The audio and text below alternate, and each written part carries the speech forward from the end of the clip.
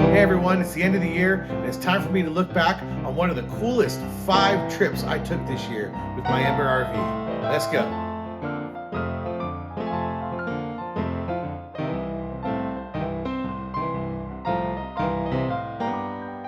Don't forget to subscribe to this channel and click like on this video. So it's been an awesome year. This is the first year I've been able to take my Ember RV out into the wild over Canada and the US. And I wanted to look back at these top 5 trips I got to take. I'll make sure to include links below and let's get into it. Coming in at number 5, Snow Canyon, Utah. This was an interesting find. It wasn't really on my list to go to. I had some extra time when I was in Utah and I just found it on the web and said, let's go check it out. It turned out to be exceedingly awesome vistas and it's right near St. George, so it was really easy to get to. It's a great place to day trip and go around. My dog loved it. It's an awesome place to take your pets. It's a great place to take an e-bike if you want to go on a nice long e-bike ride. I had a lot of fun there, and let's take a look at a few clips from there. It has red sandstone cliffs, lava flows, sand dunes, a bunch of different geological formations. The most prominent one is named for Snow Canyon, which is this deep winding canyon. It's got big tall sandstone walls. There's plenty of hiking trails, including paved ones. Lots of folks are riding their bikes around and electric bikes. There's some popular trails there like the Johnson Canyon Trail, Petrified Dunes Trail. It has picnic areas and campgrounds.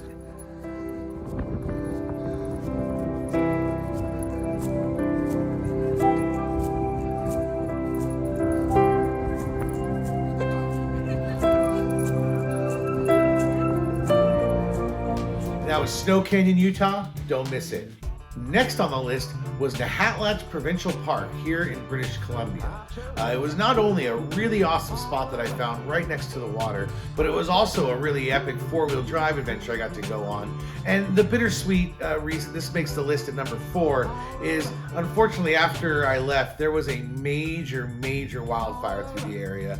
It took out a very famous lookout tower here. I'll show a few clips of it. It took only seconds for the entire mountaintop to just disappear. And although I haven't revisited the area, it is, I believe, being completely burned out. Of course, there'll still be campgrounds there and it'll grow back. But that was definitely an awesome visit. Let me show you a few clips from there.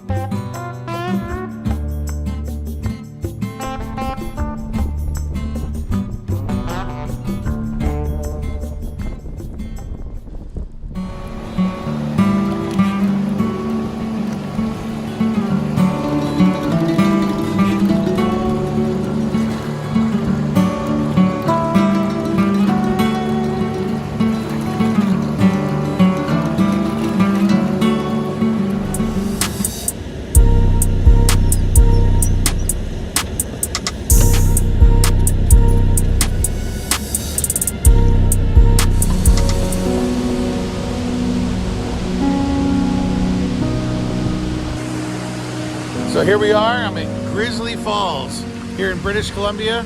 It's not easy to get to, so you better have a 4-wheel drive car or a truck, better yet. My truck just barely made it.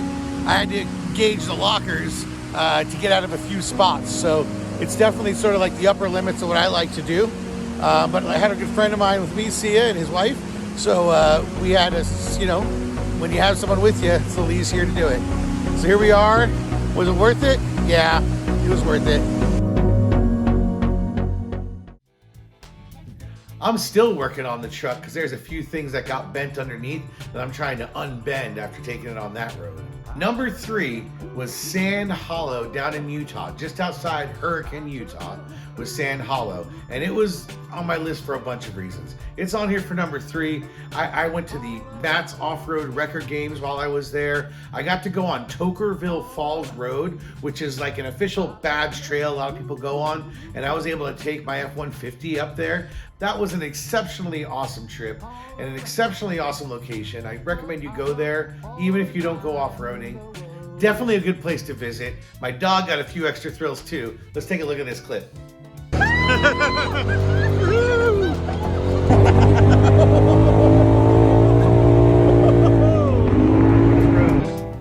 Gonna do it. Here we go.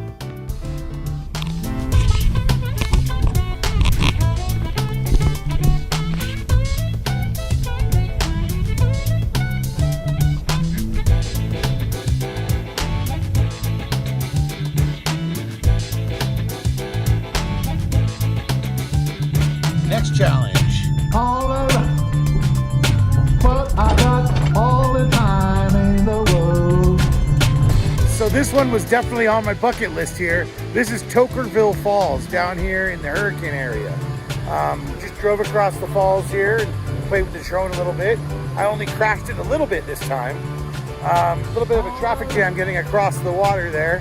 That's all good.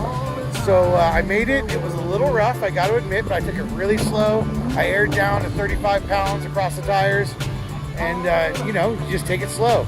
I've got all-terrain tires, although they're a little streetsy. The water on one side, you can see the mountains on the other.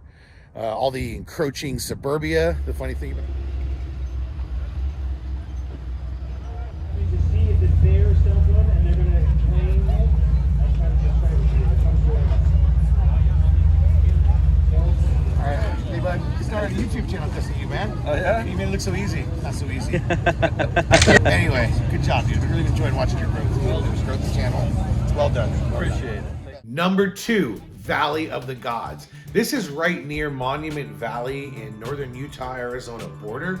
It's kind of like a smaller version of Monument Valley with many more little nooks and crannies for you to go around. And because it's Bureau of Land Management land, it's very open and free to just go where you want, camp where you want, drive where you want, as long as you stay on the roads and the trails, and there's a lot of them. Valley of the Gods was super awesome. I mean, it blew my mind. The reds, the colors, waking up early and going out and watching the sunrise colors, letting my dog just wander around, the wandering cows in the desert that just come up and walk past your trailer out of nowhere. It was just all very awesome. The Ember stood up to its first 30-kilometer drive through the roads. Rather than tell you, why don't I show you right now? So I'm gonna do the whole length of this dirt road. I forgot exactly how long it is. It's like 15 miles or 10 miles. It's nothing crazy, but it is all dirt with, you know, some bumps, and you got to go down through some creeks. It hasn't rained now for a couple of days, so I'm expecting the creeks are fine. I talked to a car. The Valley of the Gods is a scenic sandstone valley. It's located in southeastern Utah, very close to Gooseneck State Park, and it has a rich history. It has a long history of human habitation going back thousands of years. The ancient ancestral Puebloans, also known as the Anasazi, were the first people to settle in the area. They lived in the region for hundreds of years and left behind many archaeological sites, including ruins, rock art, and artifacts. In the 19th century, European American explorers, they began to arrive in the area. God, that's beautiful.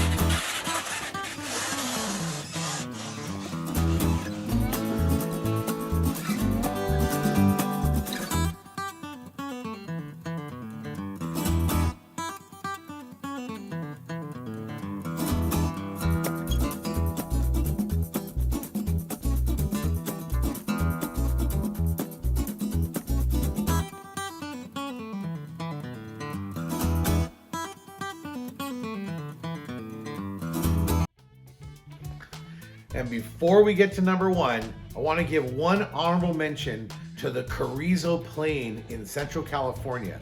This is basically between the Central Valley and the coast. It's a hidden little valley that people don't really know about. It's just recently turned into, I think, a national monument status. And I've been going there for a few years. You especially want to go there during the spring flowering season. I missed it by about a week or two at peak, although it was still gorgeous. You can see from the footage I'm about to show, it's so picturesque. You see all sorts of different colored flowers as far as the eye can see. It's a very tranquil and quiet place with not a lot of people around. Anyone who follows my videos know I like going where people don't go. And it is just a real hidden gem to be in Central California. People drive from LA to San Francisco all the time. Everybody's basically driving by this place and nobody knows it exists. And that's the best thing about it. When you go there, you do not feel like you're in the middle of California. You feel like you are far removed. And this is the Carrizo Plain. When you come out here during a super bloom, which is basically sometime in March and April after really heavy rains, it just gets surreal. Right now it's mostly yellow. The yellow flowers are blooming. The purple ones are just starting. So at peak you'll see yellow, purple, and gold. The gold being poppies. It's my first time I've had to just relax, enjoy myself, take a breath, remember why I RV. Lizzie's absolutely loving it here.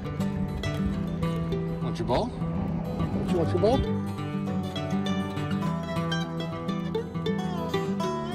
It's heavenly out here. You basically run the length of Soda Lake Road. The reason it's called Soda Lake Road is up north here, we're gonna come across Soda Lake. Most of the time, it's a big, dry, salty, flat patch. I have a feeling with all this green and all this rain that it's gonna be a lake for once. So I've never actually seen it as a lake.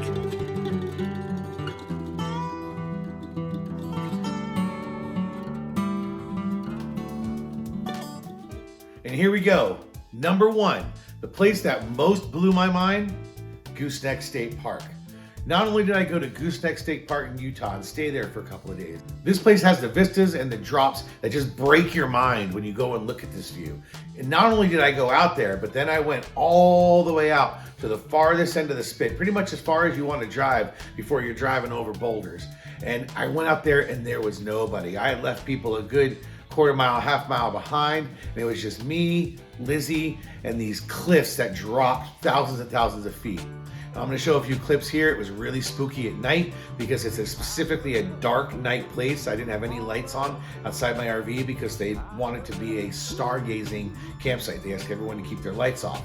So when I would walk around to look at the stars, I pretty much always kept one hand on the RV because I was always afraid I couldn't tell where the edge of that cliff was. Of course, it made for some great drone footage, and I'm glad I caught it during the season when you're allowed to use a drone there.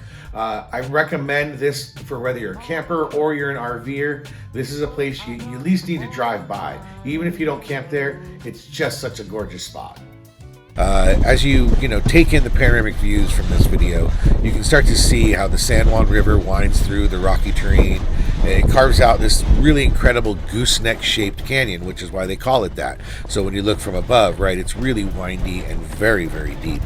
The hiking trails wind around into the canyon if you really want to get down in there. I wasn't going to touch that, but you can, you can get up close to all the rock formations, and it's a real thrill being there. Apparently, you can find whitewater rafting and kayaking on that river, but again, not my thing.